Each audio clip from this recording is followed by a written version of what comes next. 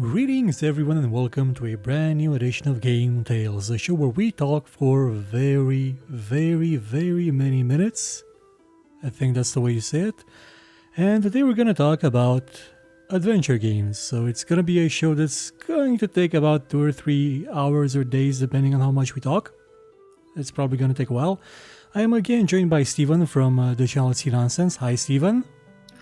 Hi, Yonakam, and good morning, afternoon to our listeners. How is everybody doing? Well, I guess they're fine. I mean, they're looking at the video, presuming, so things must be okay for them. One can hope. But I'm just going with the old radio tradition of asking the listeners how they're doing, even though they cannot answer back. Yeah. Remember the radio from Vampire the Masquerade Bloodlines? I have never played that game. Oh, you should. The radio is amazing. It's one of the best radios ever. Does it speak like this? Blah. No, it's Deb of Night with Deb. It's an amazing show. Superb. Okay. Sort of like a GTA radio in some portions because there's commercials, there's political attack ads about political opponents may not be drivers that run people over or for or against cancer. It's very quite fun. But back to the idea of this podcast. We should do one about radios with in video games too. Video games. Yeah, I have a separate article / video idea relating to that about games and music culture. But that's a different tangent. Sorry. Yeah. So let's get to the meat of it. Adventure games, because also known as point and click. Some of them aren't point and click. Used to be, yeah. But that was what the genre used to be, like point and click adventure games. Because then we got into action adventure games. So initially they weren't point and click; they were just adventure games. Then they became point and click. Then they stopped being point and click for a while. Now they're back to point and click. Yeah, it was a strange. It's a cycle. It's like any other trend in art. It was pre-mouse, mouse, controller, then mouse again. Yes, and pretty soon, probably, I don't know, VR or direct brain input. Oh yeah, that would be a good way to manipulate things in VR with just a brain. Yeah, but before we actually dive into the adventure meat of the thing, I would like to just give a quick shout out to KMC or KMC for telling me the title of the MMO. I couldn't remember. It was actually Conquer Online. So thank you very much, KMC. That really made my day. You managed to put back a piece of a puzzle that I did not know I needed solving, but apparently I did. And now you can go back and play it and enjoy all those old memories about grinding. Yeah, no, I'm gonna skip that. So you want to relive your youth? I still have very, very strong memories related to my youth. I don't feel a need to relive it just yet. Yeah, not yet. In a couple of years you will. Maybe, or maybe not. I do enjoy getting older, so I'm one of those weird people. So what was the first adventure game that you played? Or the first adventure game that you saw? The first one you saw, not necessarily played. I think it was saw and played. It was. So this was before I had I had no concept of adventure games, and I installed a game whose name was DOTT. Had no idea what it was. It was on a folder on one of those collection CDs, which we would get in Romania. I think I still remember the totally legal ones, like the Crazy Collection number 26. Exactly, I think it was a Crazy Collection 8 or 7 or something like that. Still remember That's a good one. Still remember it. So I installed that and it looked cool. I enjoyed the intro. It was a fun animated cartoony intro, and the voices, the characters were voice acted.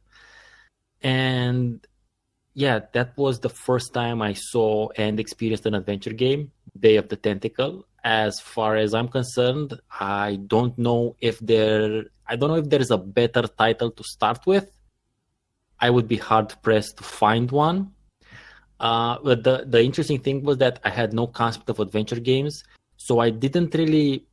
It took a while for me to understand that the actual goal of the game was to just pick up things, talk to people, and more or less randomly combine things in order to solve puzzles. So I played it with a walkthrough because I just couldn't. And I initially I thought that's how you're supposed to play these games. With like you're supposed The to walkthrough, get, you get the game, and then normally if it were non-pirated, you would probably have like a manual, walkthrough or a manual that would tell you what to do, and that's how you. For my mind back then, it kind of made sense because the entertainment value of actually seeing the things and actually clicking and doing that was the best part. Yeah, and doing the interaction and the dialogue and the animations, and Dave the Tentacle has some insanely awesome animations and lines and that sort of stuff. So I thought that's how these games worked.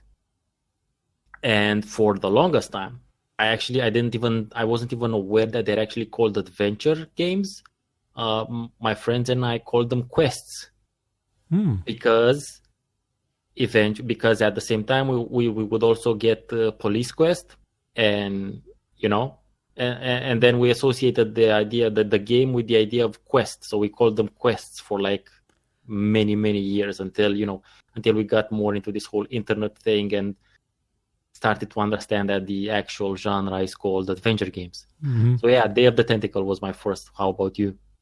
Well, it was a demo version of The Watchmaker, which was a game that came out around 2001. It's very different compared to Day of the Tentacle. It tries to be realistic. It has 3D-ish models for the characters and 2D backgrounds like it was the style back then. Are you sure this wasn't an FMV title?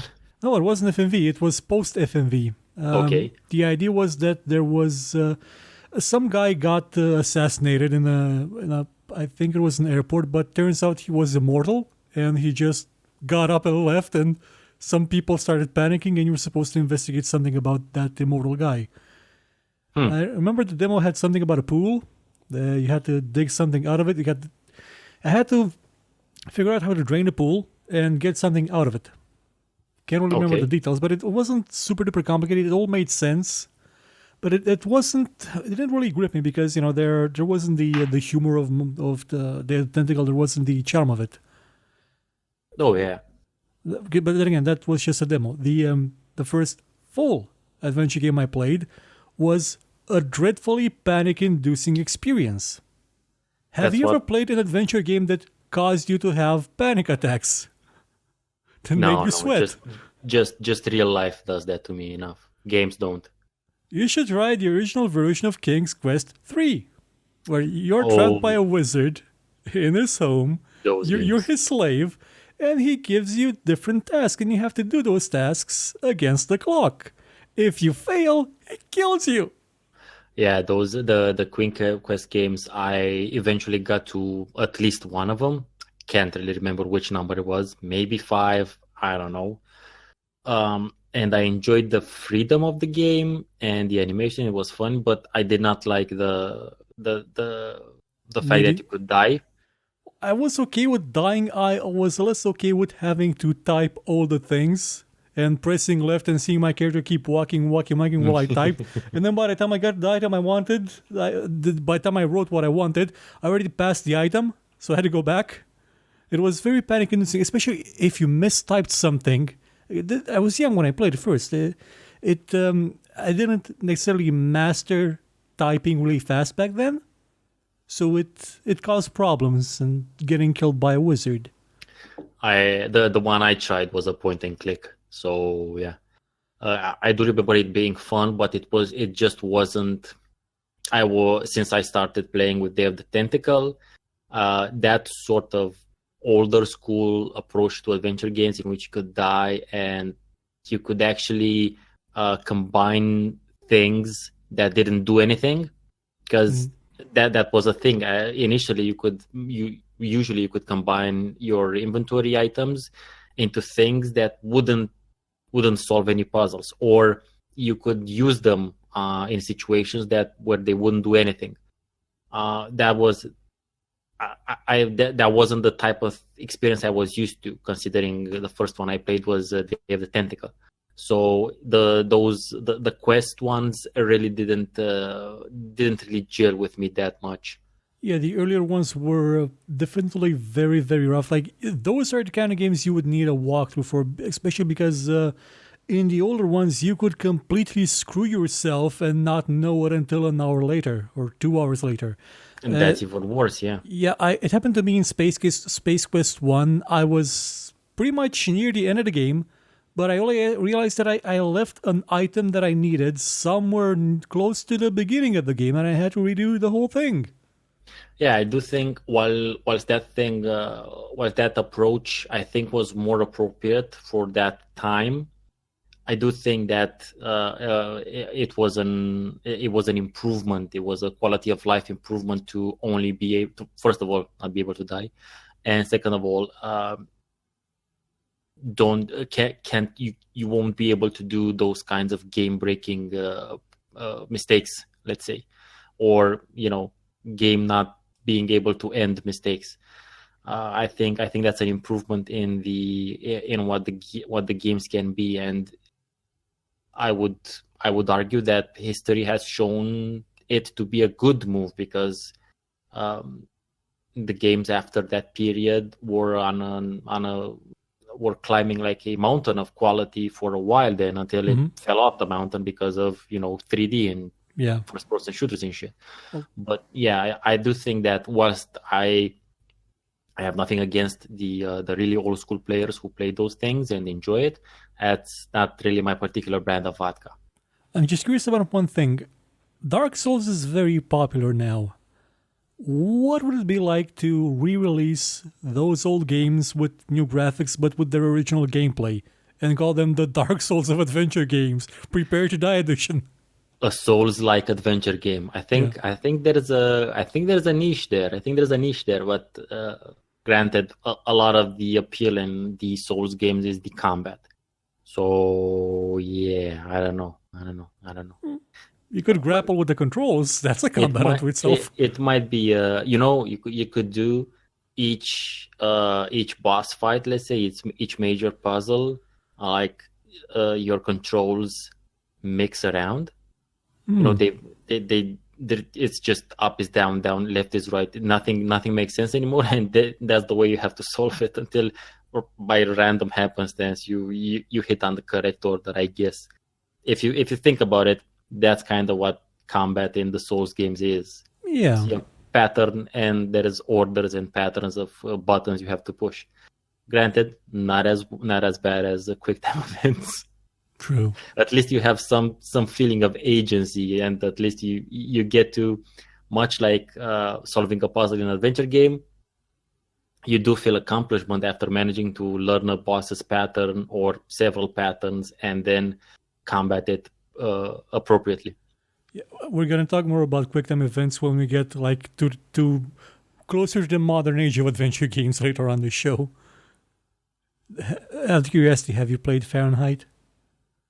No, I haven't played any modern. I haven't played any of the Telltale games. Adventure games used to be a big part of my gaming history and my gaming career, and some of them have impacted me. I don't want to oversell it and say that they've impacted me as a person, as in like they did something to me on an internal level, but they have stayed with me. Like the references, the dialogue, the music, those are games that I can always talk about ad nauseum. But I haven't really gotten into any of the new ones. Although I think there's at least a couple of titles that I'd like to try from Telltale games, especially. But none of the new ones, or none of the new approach ones. And because there's at least one title that we'll surely talk about as something that's gonna be released this year or later this or next year, but I think it's this year, that I will definitely gonna play. So no, haven't played Fahrenheit. Then I'm gonna talk about Fahrenheit when we get with By Myself. It's It's a unique game. I definitely encourage you to try it one day. Just stop playing after about 2 hours and pretend that's all the game was. Yeah, okay. Your sanity will be much improved in later in life. Good, but come back to the death in adventure games. While it could be frustrating, Sierra Games eventually started turning it into a joke, where you basically try to see what crazy, kooky, funny descriptions there were with your possible deaths, and just trying to see how many different ways you could die. You have to think about how awesome would it have been to have Steam achievements back then. Oh my god. It would be like a 30, 35 death achievements and stuff. Yeah, that would have been amazing. There is compilations. You can find compilations with the deaths of your characters in Queen's Quest and Police Quest. Well, in Police Quest, you don't necessarily die as often, but you do fail because you do things like instead of giving somebody a ticket because they were speeding, you get their number and then call them because, to go out on a date, and turns out it's the commissioner's wife and you're fired. Okay, yeah. It's not exactly dying, sure, but it's one of those abrupt game ending things which I am glad don't happen that much anymore, or at all. I think, I don't know. I'm pretty sure there's someone making one of those adventure games again. But and you know what? You could die. You could die in Broken Sword. Oh yeah, there were 3 or 4 instances, and they removed them in the remastered versions. See, even they did that. So yeah, but I'm kind of sad they did it because it removed a bit of the game. It removed your ability to choose there. Maybe, I'm not sure because I haven't played the remastered one, but you would die, reload, and do the other thing and do the other option. So it's not that much of a problem there, as far as I'm concerned. But I had no annoyance with the dying in Broken Sword because it wasn't it couldn't happen like almost whenever. Well, and there were like 3 or 4 instances. That's all. That's 3 or 4 instances in an entire game, and in King's Quest you would have 3 or 4 instances on the first screen. In the same screen, yeah. Like on the first one, you could fall down and drown. You could be eaten by crocodiles. I think a stone could fall on your head or something. That's a classic one. That's a classic. Ultima 7 killing Lord British move. Yeah. So many ways of killing that poor guy. You could poison him, stab him with a sword that makes from evil. Yeah, with the black sword. Yeah. Which isn't in your top 7 swords, by the way. I kind of forgot about it, honestly. Like I said, I think I'm gonna have to make a counter video to that one and add more swords. Yeah, but coming back to deaths again. I mentioned Police Quest because Police Quest is an atypical adventure game. Well, this is a dark podcast already. Yeah, so much death already. Yeah. Police Quest was meant to be a simulator, and for the most part it was. I mean, one of the loose conditions was that you went into a shop to investigate something and you actually forgot your car unlocked and it got stolen. Because that's something that would happen because the game was made by a former police officer. And this happened when? In 1970s New York, maybe? I'm not sure where the game was set. I think it may have been New York, possibly. I mean, he was a cop in the 70s. So okay. It's so quite possible. Then my joke is actually time appropriate, and because from reputation, from what I hear, it's like New York in the 70s was an insane hive of scum and villainy, as it were. Yeah, and the game is called Police Quest 1 in search of the search of the Death Angel. So back to death. I think that's a euphemism for drugs. Yeah. So what was after the Identical? What was the second adventure game that stuck with you the most? Yeah, second one chronologically. Hopkins FBI. Never played it. I instantly just remembered it now. I had a demo of it, and it would barely move on my computer back then. But it looked kind of like one of those frame by frame movies, but it kind of worked. So I got to play the demo a lot. Hopkins FBI is an odd game, but it has some solid ass music. By the way, since we were talking about radios, especially when you're driving the car, it has like some very cool blues, blue kind of blues rock songs, classics, not not specially composed like actual songs.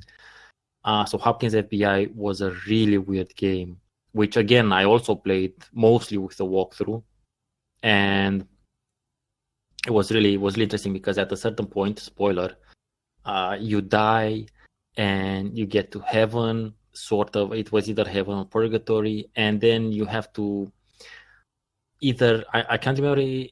I think you'd have to you dress up like a woman, or you dress someone else like a woman in order to give some salty peanuts to an angel, so that the angel then needs to drink some beer, and it gets drunk and passes out, and you can use the teleporter to reincarnate and get back on the planet.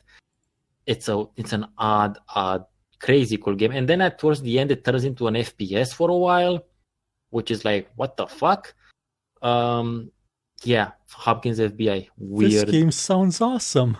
It is. It actually is, and odd and weird, and yeah, it's totally worth looking into. I have no idea if it exists anywhere anymore. Apparently, it still has an official site that is up, or at least it's indexed by Wikipedia, but it doesn't seem to be loading. Yeah, so I don't know. Maybe on an abandonware, something. It was pretty big-ish game, so I don't know what happened to it, but yeah, that was the second major thing that really stuck with me, and I got to play quite a bit. But yeah, Hopkins FBI, odd motherfucking game. I think actually the demo for it was on I think it was on a PC Gaming magazine CD or on a Level CD, so it wasn't like a underground internet thing. It was more or less available in the mainstream. But yeah, definitely we're gonna have to look it up after we record this and see what's up, if it still exists as a thing, because yeah, like I said, weird game. My second adventure game was similar in the idea that it was about a investigation agency, but it wasn't the FBI, it was the KGB. And the game was KGB / The Conspiracy, which apparently in its CD version has a character that's voiced by Donald Sutherland. Okay, I had no idea. You've played the oddest, undergroundiest fucking titles. I haven't heard of neither this one nor the Watchmaker or whatever the hell the first one. The Watchmaker was really underground. I don't think it was even like, maybe it was had a rating of 60, I think, in the review that was in the magazine. Okay. KGB is actually made by Cryo, who made an adventure game I'm going to talk about a bit later.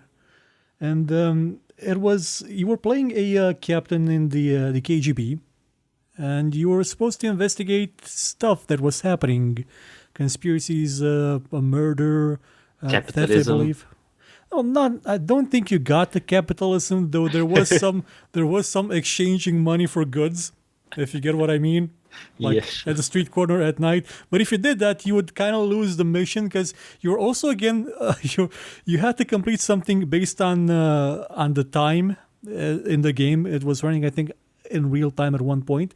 You had to basically search an entire building and go from door to door and find a suspect. And I never figured out how to get past that point, because I would either get shot, I would lose the game because I went to a, or I would wind up in the wrong place. This was before I had internet. I had no idea there was a walkthrough for the game. It would have saved me a lot of time and effort, because I must have spent like 2 weeks on this game and did not figure it out at all. It was so frustrating. Oddly enough, talking about playing adventure games with walkthroughs, I just remembered, completely tangential, although not really, but yeah. Another game I played partly with a walkthrough, but not for the reason you'd think so. Septerra Core, which isn't an adventure game. It's a JRPG, but if you do, there's basically like a huge storyline, and there is branches, which go into this storyline. And if you do things, a certain amount of things in a certain order, then you get various amounts of bonuses and whatnot with your companions. But completely. I have the game. I kind of need to replay it and do a video about it. I almost played it, but the animations for the summons just seem so long that I did not want to play it. Back then, man, because we had like 166 megahertz. Hopefully now it's faster. I'm just gonna hope technology just makes shit faster. Yeah, I hope so. I saw it. It was being played by a friend of mine on his PC at home, and he asked me if I wanted game 2. But I just saw how long it took to summon something, and I said no. Like, I'm out.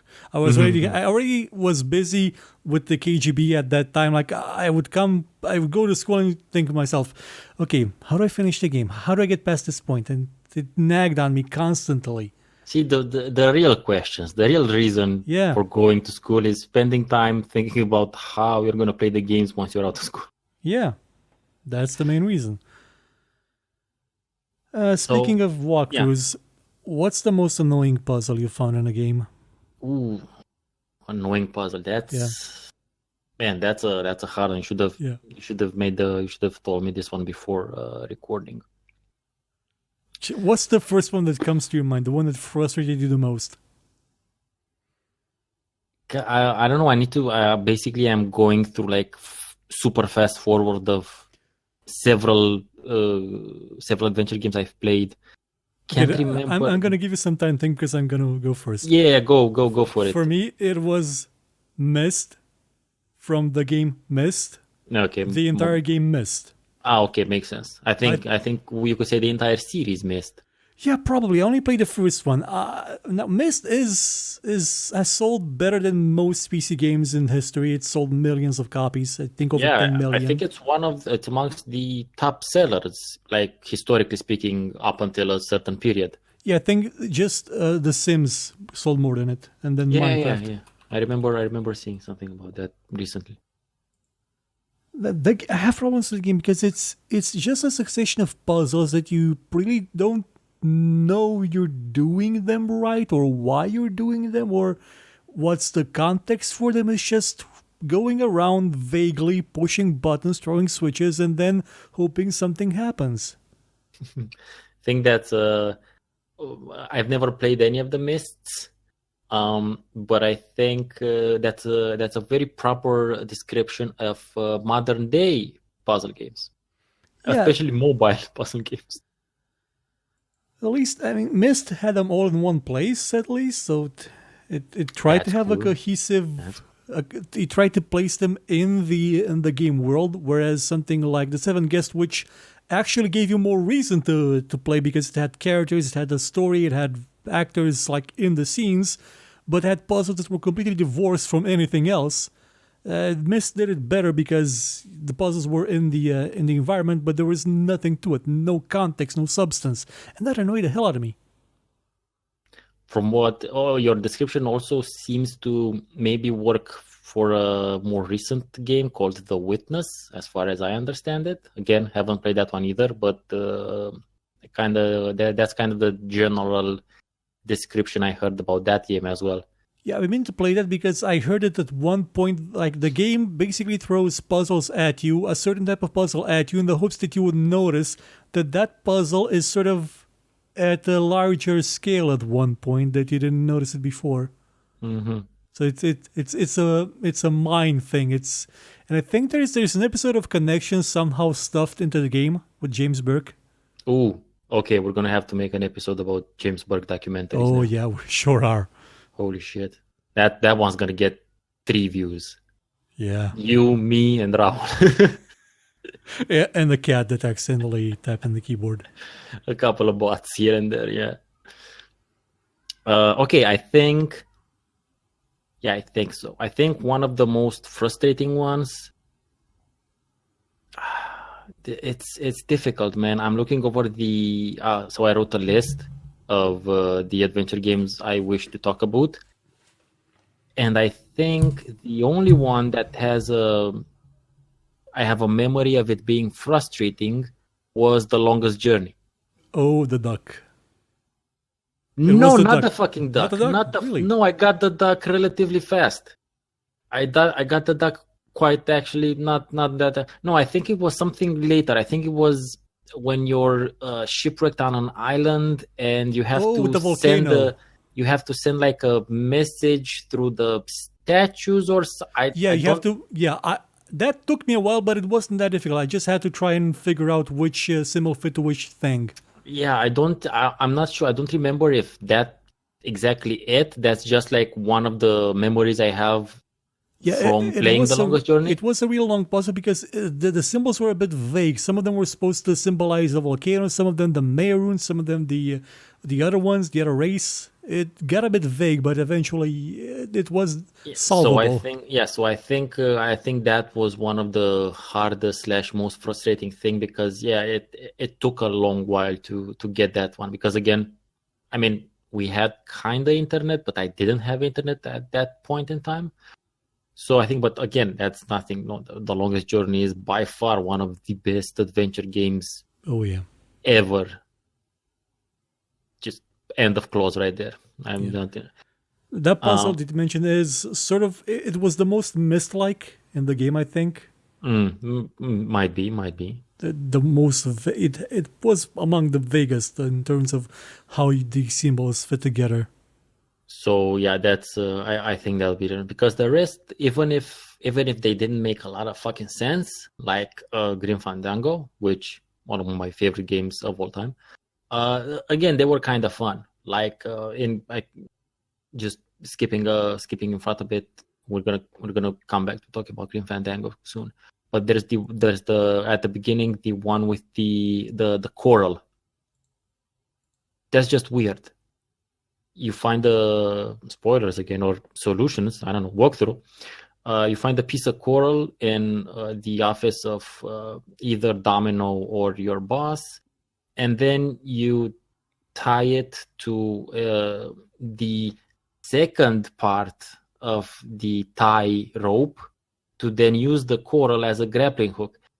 Oh yeah, It makes sense when I explain it to you, but when you play the game for the first time and the second time and in general, but if you don't have access and if that information isn't readily available, that just you're like, why?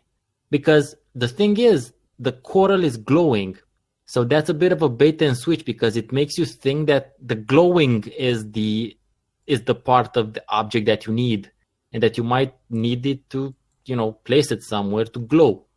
But no, you just tie it to a bunch of ties and use it as a grappling hook.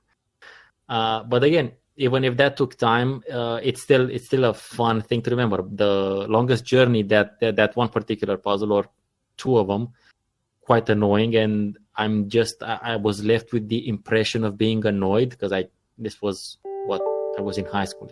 This was a long time ago. So after Hopkins FBI, I think I had Sam and Max Hit the Road. oh nice. When did you get to Sam and Max Hit the Road? 2006 after I got internet. Okay, that took a while. Yep.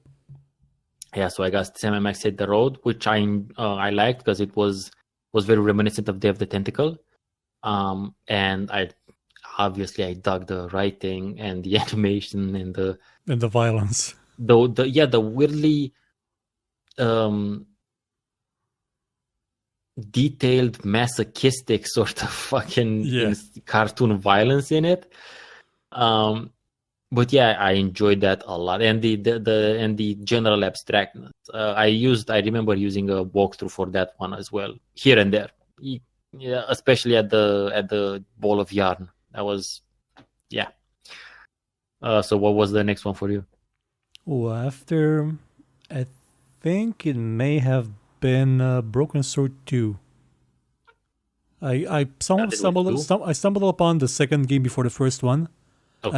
I didn't finish the second one in my first go, but I was really intrigued by it. It was a bit different than the previous adventure games because this one had a bit more sense to it.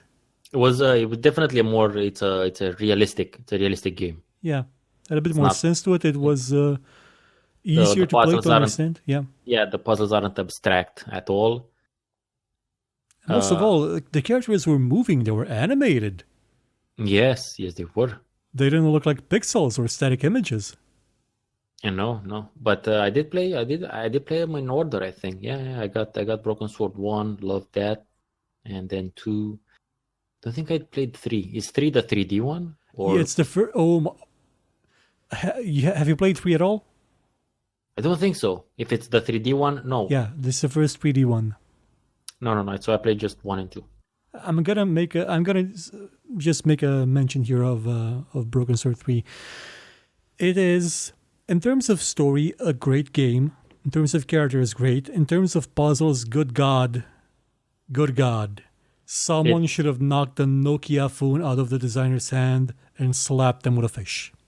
Did they fall to the problem of translating 2D to 3D puzzles? Oh, no. Remember how Nokia phones used to have that game with the boxes that you would move boxes around?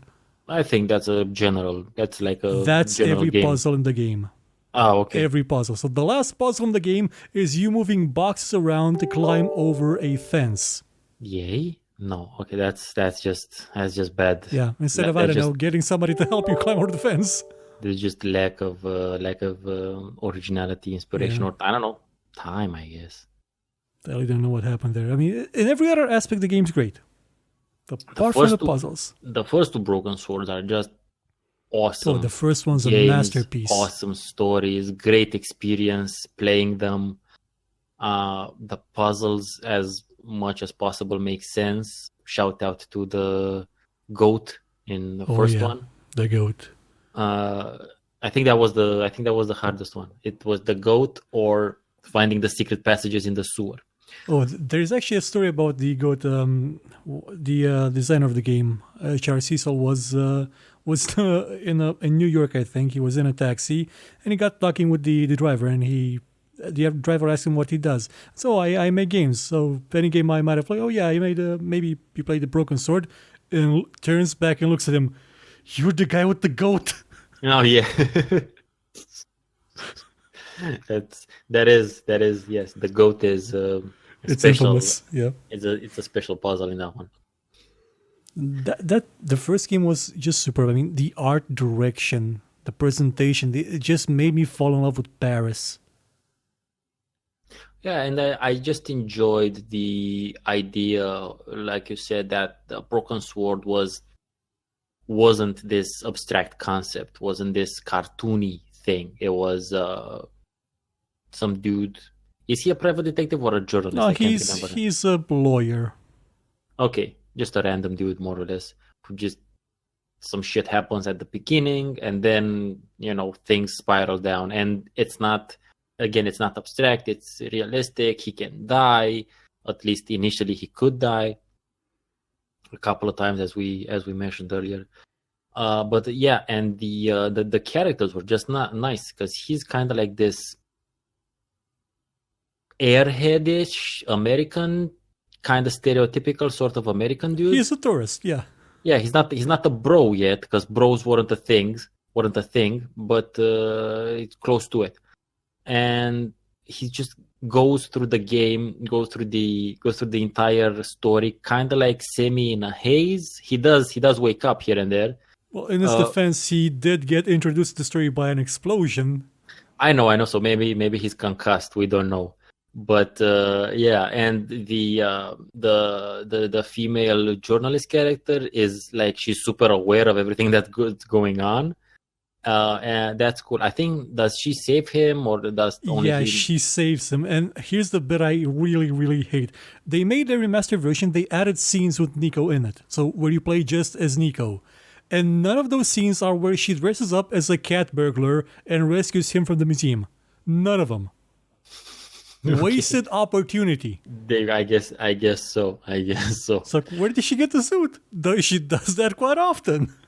Apparently. But yeah, broken. So just people who are still listening, in case you're not asleep by now, or shut the window down. We still have about 2 more hours. Yeah, but really, Broken Sword 1 and 2 are by far the best. And they have the tentacle, obviously, but Broken Sword is a different type of adventure game. So if you're interested into, check it out. Definitely get 1 or 2, preferably 1. And if you like 1, you like 2. But yeah, this is definitely a suggestion. I think both Unicum and myself absolutely will definitely get behind it, because they have the tentacle. Classic. Broken Sword, I feel it's more well known in Europe. I don't know. I don't know why I get it even had impression. It had a sequel made by German fans. Okay, so Broken Sword 2.5. Yeah, so that's why I think I have the slight impression it's more of a European thing than it was in the US. Not saying it didn't get any play there. I'm just saying that's the vibe I'm getting about Broken Sword. So, and I know for sure we have at least a couple of US listeners. So yeah, Broken Sword 1 and or 2, definite good points to good places to get some adventuring done.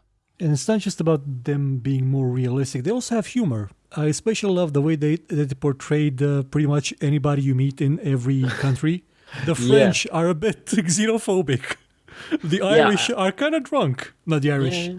The Irish are drunk. The soccer fans on the train, those guys are drunk too. Half the people you meet are drunk. I think it kind of goes to just it's a good thing none of the game took place in Denmark, because all of them would have been drunk. But I said it's realistic, not that it's like grimdark or serious shit. I know it's just realistic in terms of what happens and the aesthetic design and whatnot. Now we're getting into the heavy classic, the heavy hitters, as far as I'm concerned. And I actually started with the third entry into the series, Curse of Monkey Island. Oh, that's kind of where I started too. It's the only one I could find on a CD in the Crazy Collection type of same games. thing. So that's why I guess same thing with me. No cinematics, no voice acting, just straight up. I didn't understand half of it. And on the other hand, and we talked about this off mic for a different reason, the aesthetic approach, the art design of the game and the animation is of such high grade, even for the time, that I think, and it definitely works today as well. It's such a high level of animation that you can play it right now without any sort of remaster, and it looks good. It looks great, actually. Yeah, that's a lot of Bill Tiller's work. So the clouds, especially the way the clouds look in Monkey Island, that is pure Bill Tiller. That's his art style. You can see it in a bunch of other games too. The Curse of Monkey Island, that was the first, and I've had, by that time, obviously, I had gathered more info. I understood what adventure games are and whatnot, and had heard of the Monkey Island series, and that was the first time I actually got to play it. And there's literally nothing like it. It's just Monkey. I mean, some people might argue that only the first two are like super pure Monkey Island, because after the second one, the original Ron Gilbert left. Yeah, Ron Gilbert left. But the Curse of Monkey Island or Monkey Island 3 is still crazy solid, funny game. And it does have some vague. It had a difficulty level to its puzzles. That's something I didn't really encounter up until then. You can have the simplified version of the puzzle or the more complicated one. And I played the complicated one because I like puzzles. Yeah. I never got to finish it the first time around because of it. It is an odd. It's not odd. No. No, it's a cool experience. It's a challenging one from a puzzle perspective. Not because the puzzles are assholes, just that it's challenging.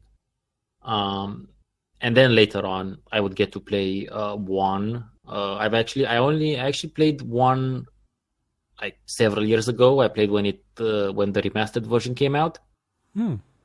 That's when I finally got around to doing it. And you see, this is why I think at least some of these remasters actually make sense. Because I always wanted to play Monkey Island, but at a certain point I wasn't gonna fuck around with getting it to work. Well, Yeah, it works by default in Scum VM. I even got it to work on my phone. good for you. But I didn't want to, expend the time. That's why, that's all of supply and demand thing works. Because I just didn't want to do that. Didn't want to spend the time doing that. And once the remastered version came out, totally got that. Loved the remastered graphics. I played it I switched from one to the other so I could get to see the pixels. But I mostly played it in the remastered version because I liked how it looked and sounded, and the puzzles were funny as hell. I liked more the original aesthetic, to be honest. It sort of felt better to me because I had played first in that graphics mode. That's a totally valid way of playing it. I recently, this last week, I didn't get it now. I had it earlier, but I installed the Monkey Island, the Secret Monkey Island. Basically, that's a Monkey Island 2. Am I getting the title Monkey right? Island 2 is LeChuck's Revenge. Oh, okay. So the first one is Secret, right? Yep. Secret, Revenge, Curse. Okay, so I just messed them up slightly. I got the special edition, which is also remastered. And the aesthetic approach is different in this remaster as opposed to the first one, but I still dig it. It's whilst the remaster of the first one, the animation, the upgraded animation look like animations basically. They look good in 3D, but more on the cartoony side. The remastered of the second one, the movement is more I dare say stop motion-y. The animation looks more like it's kind of like you're kind of like watching Coraline, something like that. That's the vibe the animation gives me. I haven't played the remastered version in a while, so I can't really remember the details of the graphics. Yeah, no, I just found it interesting to note because if you're gonna get the remastered version, that's a big part of it. So yeah, so I'm giving that a bit of a try. I also they have the Tentacle remaster, so I might fire that up and check it out as well. But again, the humor, the insane humor is there. I'm having a bit of a problem. I'm just started out and I know what I have to do. I'm just finding it difficult to, it's a basic adventure puzzle, just finding it difficult to put some of the things together. And I tried the hint system because the remastered comes with hint systems. And the first hint is, it tells me what I have to do, which I knew. The second hint is, it details what I have to do, again, which I knew. I didn't go for the third one, I think. But the hint system is kind of fun because sometimes you either need to speak things out loud or to talk to someone about what it is that you have to do in order for things to click. And the hint system gives me the impression that the hint system is talking to me the same things I would be telling someone. You're bouncing ideas off somebody. Kind of like that, but it's the same idea, so it's not that productive. But yeah, so the idea is that the hint system is telling me things I already know, at least at the beginning. But it's fun. It's a fun experience. Monkey Island is its own thing. When you say Monkey Island humor or puzzles, it's their own thing, especially insult sword fighting. Oh, that was amazing. I don't understand why more people don't do that. As a tribute, people can say you ripped it off. Yeah, it's one of the funniest gameplay mechanics ever invented in any game. So yeah, you can say I ripped it off. Yeah, I will acknowledge I ripped it off. It's an awesome thing, which I want in my game. And if you like Monkey Island a lot, stick around this month, because I'm gonna basically review all of them on the history show. Which is, it's kind of funny because I plan to do that since January, and well, Last week, Retro Ahoy posts an hour-long video with all of them. Timing! Yeah, and like I said, maybe I should post. Maybe I should do the Day of the Tentacle remaster one, so it works in conjunction with your with the Monkey Island series. Yeah, we'll see. It's in the overall adventure team. I haven't posted an adventure game review in a while because I haven't really worked that well. But we'll see. We'll see. So what was Which of the Monkey Island games do you think was better, or which one did you enjoy the most? That's a difficult, sort of odd question. I don't know. I don't really. I don't think I wouldn't really differentiate them, to be honest. Even though obviously some people will definitely make a definite delineation between the first two and the rest. Granted, 4, that's no one's favorite. Let's just be honest with that one. But because again they jumped to 3D and puzzles weren't just no. The collision detection very bad back then because 3D was still a fresh thing. But no, I just think about Monkey Island. It's not like, oh yeah, obviously X number is superior. No, I don't think so. I think as far as I'm concerned, they're a whole. All of the at least the first 3 ones are their whole. They're one. They're just 3 parts of the same thing. And they each sort of embodied a different kind of aspect. 3 was the more zany one, mostly because the way the graphics look, the style of it, it seemed a bit more zany than the rest for some reason, to me at least. Yeah, I think you could go with that. I think you could go with that. Sure. It's definitely a more exaggerated, cartoony aesthetic. That's for sure, or exaggerated, stylized aesthetic. But again, they could do that because the technology allowed them to do that. I think they would have done that from the beginning if they had that amount of processing power. Well, Bill was there, so probably. Yeah, so that's why I'm. The second one felt like it was the more solid adventure game in terms of mechanics and the way that it was built and was structured. And the first one felt like a total parody of the genre. Yeah, he does. Guybrush is. I mean, even his name is kind of a meta sort of joke. But what you're saying only strengthens my argument that they're like part of just one large whole, which is sort of like Monkey a trilogy Island. of styles and which ideas. Is Monkey Island, which implies insane zaniness, meta jokes occasionally, and crazy good puzzles. Funny ones. Even the ones that were annoying were funny. I mean, what they do with the chicken with the pole in the middle. Well, of course, you zip down a rope. Obvious, yeah. Yeah, of course. What do you do with the herring? You feed it to George Lucas. Okay.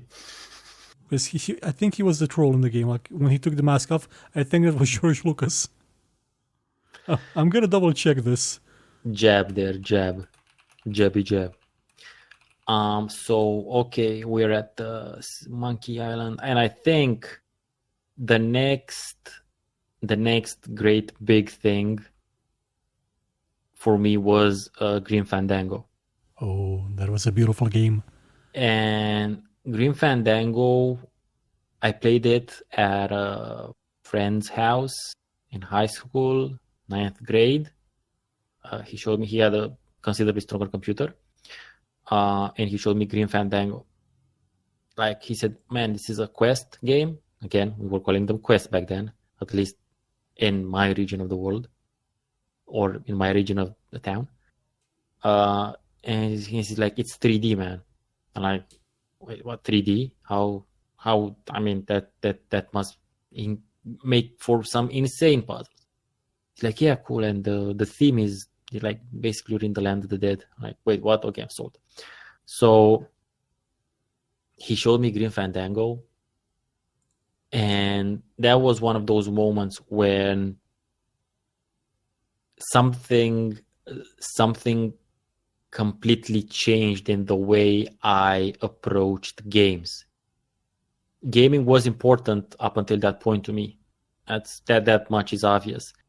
But once I saw Green Fandango in 3D and I heard the music and I saw the art direction, and more importantly, I got to hear the dialogue, which is some of the best, even though Tim, and you could say it's a bit inflated here and there. It's a bit too punny maybe, or too referencey. For me at that moment, that was again, I don't want to oversell it and say it was like a life-changing thing, but it definitely changed something about what I thought up until that time that games can be. Because once you go past the surface of Green Fandango, first of all, the title itself is this wonderful joke and reference, and it's also kind of tragic when you think about it, and when you look into what a Fandango actually is. And once you play the game and you get to see, and you do all the crazy puzzles, and you get to explore this weird comedic, very dark, humorish world. There's a lot of not so hidden actually symbolism in it, especially when it comes to how colorful the Land of the Dead is, and how colorful and animated, and how drab, static, and cookie cutter, cut and pasted the real, quote unquote, real world is. And the fact that basically the entire game is more or less about second chances. Yeah, it's mainly journey through death, basically. Yeah, which is it's kind of like a sort of a hero's journey flipped on its side. Because again, Manny isn't really a hero; he's more of a reluctant hero, and he's not really doing it out of any sort of altruism. But at the end, he kind of does, because he becomes this. So it's kind of like a sort of flip hero's journey, and it's about it's about second chances. And I don't know if I'm just reading too much into it, because hey, I'm a reviewer, I tend to do that, and generally a fan of literature. But yeah, that the story and how everything, the story and the atmosphere of the game made me understand that games already are something much more than entertainment. Zap, zap, Simple zap, entertainment. zap, they can have weight to them. They can have weight. They can have a serious message, and they can have a serious message illustrated in a totally non-serious way. So yeah, Grim Fandango is still with me in the back of my mind almost constantly. My scythe, I keep it close to where my heart used to be. I used to listen to the soundtrack for like years. I listened to the soundtrack just on its own, because I just loved. I'm a big fan of music as well, and I just loved that the vibe it had. And then I played the remastered version like last year or 2 years ago, and did That adds mouse control. Yes, and there is a funny thing there. There's an achievement for you to play the entire game with the original tank controls, which were shit. And I thought to myself, and I think I actually mentioned it in the review. I said, "No, Tim, I paid my dues long ago. I'm gonna play this with the fucking mouse. It's so much smoother than the tank controls." Which, yeah, one of the reasons why 3D had a problem with puzzle games with adventure games back then is because of kooky ideas like tank controls.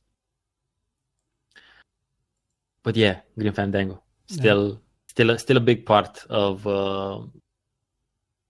what I think about when I think about adventure game. It was probably the most beautiful game that LucasArts made, honestly, in terms of style, in terms of theme. As much as I like Monkey Island and the atmosphere it gave with the... that's one of the things I really like about Monkey Island was the soundtrack, the way it sounded in the old version, the MIDI version. But Grim Fandango was something different, something on its own. It was something that I never saw before. I mean, I saw Muppet Treasure Island. I knew what pirates were, what the themes of piracy were, but this was not like nothing ever before for me. I think in general it was like nothing really that, and why it made that big of an impact on me as well. Because it was its own enclosed world, but it built the world so well, and the music such an important part, and it just felt right. Everything about that game felt right. The aesthetic, the art direction felt right. The music felt right. The actors cast to the voices felt right as well, because there were a lot of Latino Americans who did the voices, which kind of made sense. So yeah, Green Fandango and Manny Calavera are a staple as far as of gaming. It's one of the enshrined gaming titles as far as I'm concerned. You should go play it now. Well, after you watch the rest of the video, I mean. Me or you? Oh, the people watching. Oh, the people watching or listening to? Yeah. Yeah, it's yeah. And again, don't. I'm talking about it after I think I've played it at least 3, 4, 5 times. So I'm talking about it at a completely different level than the game is the first time. Because the first time you put it up, it's awesome. It's dark humor. It's funny. It sounds great and what I'm going into, like symbolism and shit. That's something that happens once you spend a whole lot of time in the land of the dead. So, folks, this is how the first part of this podcast ends. It's a lot longer than this, but we realized halfway through that this wasn't going to fit in one show. So, this week, check out the review of Monkey Island, the history show of Monkey Island. Not really a review, it's a history show of Monkey Island. It's going to be on Friday. And Steven, what do you have on your channel in this period? This week, I will be posting the review for a fantasy set, real time with pause 4X, called Driftland: The Magic Revival. That sounds so complicated. It's not that complicated, but it's a really cool indie title.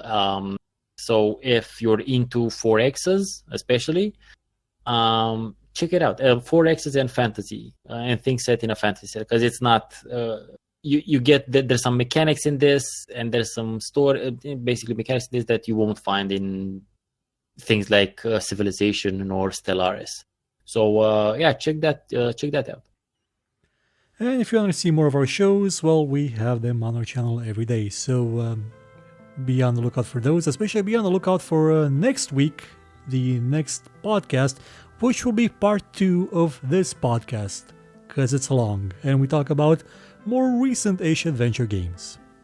Yes, we do. See you next time. Goodbye.